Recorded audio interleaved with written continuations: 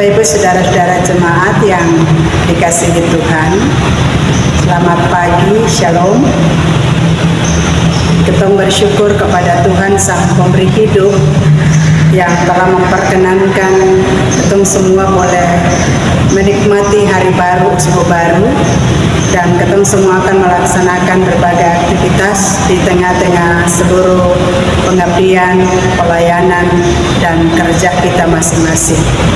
Maka di pagi ini kita butuh pedoman untuk mempedomani seluruh gerak perjalanan usaha kerja pengabdian dan pelayanan kita sebagai orang-orang yang percaya lewat kebenaran firman Tuhan yang akan kita baca di dalam pertama Samuel pasal 25 ayat 32 sampai 35. Sebelum kita membaca bagian Alkitab ini, mari kita berdoa. Ya Bapa, di dalam Yesus firman yang hidup,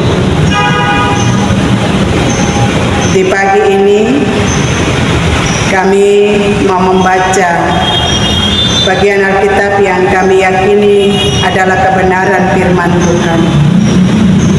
Kami mohon biarlah Tuhan karuniakan Roh Kudus untuk hadir dan memberikan pengertian kepada kami, agar ketika firman ini kami baca, kami mengerti, memahami, merenungkan, dan akan mempedomani seluruh perjalanan kehidupan kami sebagai umat yang percaya kepada Tuhan. Di dalam nama Tuhan Yesus firman yang hidup, kami berdoa. Amin. Bapak Ibu saudara-saudaraku yang dikasihi Tuhan, 1 Samuel pasal 25 ayat 32 sampai 35 yang bunyinya, lalu berkatalah Daud kepada Abigail, terpujilah Tuhan Allah Israel yang mengutus engkau menemui aku pada hari ini. Terpujilah kebijakanmu dan terpujilah engkau sendiri, bahwa engkau pada hari ini menahan aku daripada melakukan hutang darah dan daripada bertindak sendiri dalam mencari keadilan.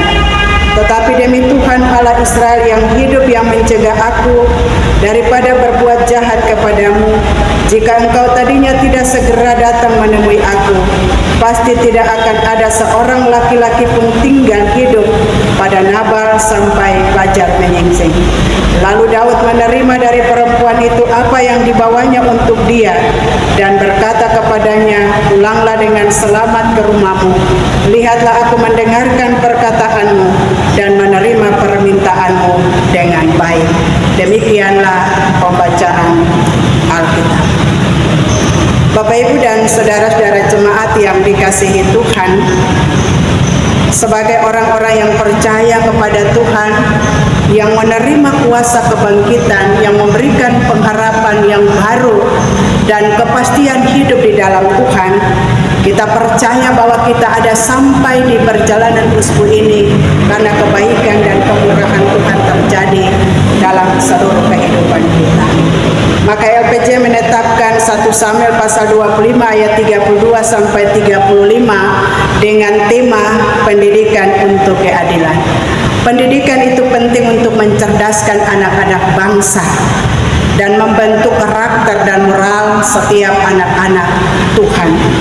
Dan pendidikan itu mesti dilakukan di dalam keluarga sebagai basis pembinaan yang utama dalam pembentukan karakter setiap anak-anak bangsa. Dan oleh karena itu, Bapak Ibu dan saudara-saudaraku yang dikasihi, keadilan adalah salah satu nilai utama yang harus ditanamkan dalam pendidikan, baik secara formal maupun informal. Dalam kisah ini kita melihat bagaimana Abigail, seorang wanita yang bijaksana, menjadi alat untuk mendidik Daud tentang keadilan dan harus mengendalikan diri. Abigail berhasil mencegah Daud dari melakukan tindakan yang dapat mencoreng integritasnya sebagai seorang pemimpin dan sebagai seorang raja.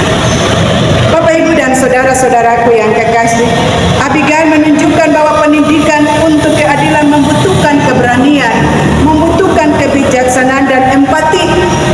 Saat mengetahui bahwa suaminya Nabal telah berbuat salah kepada Daud, Abigail ia dengan penuh bijaksana menghadap dan datang kepada Daud mengingatkan Daud. Nabal telah berbuat salah. Ia memahami dampak dari tindakan suaminya dan segera bertindak untuk meluruskan keadaan, untuk memperbaiki keadaan, untuk merubah keadaan.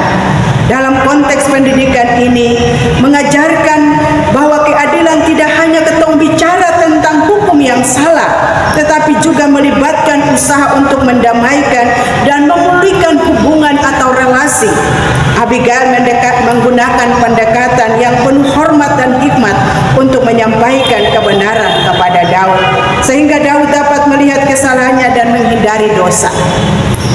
Bapak, Ibu, dan saudara-saudaraku yang kekasih, sikap Daud dalam menerima nasihat Abigail adalah contoh penting dalam pendidikan untuk keadilan. Seorang pemimpin yang adil adalah mereka yang mau dikoreksi dan tidak bertindak berdasarkan emosi atau bertindak berdasarkan dendam. Daud dengan rendah hati mengakui bahwa Abigail telah dipakai Tuhan untuk mengingatkannya supaya Daud tidak melakukan kejahatan. Sebagai orang-orang yang percaya, dalam kehidupan kita dipanggil untuk memiliki hati yang terbuka tentang kebenaran, hati yang terbuka terhadap kebenaran meskipun datang dari orang lain.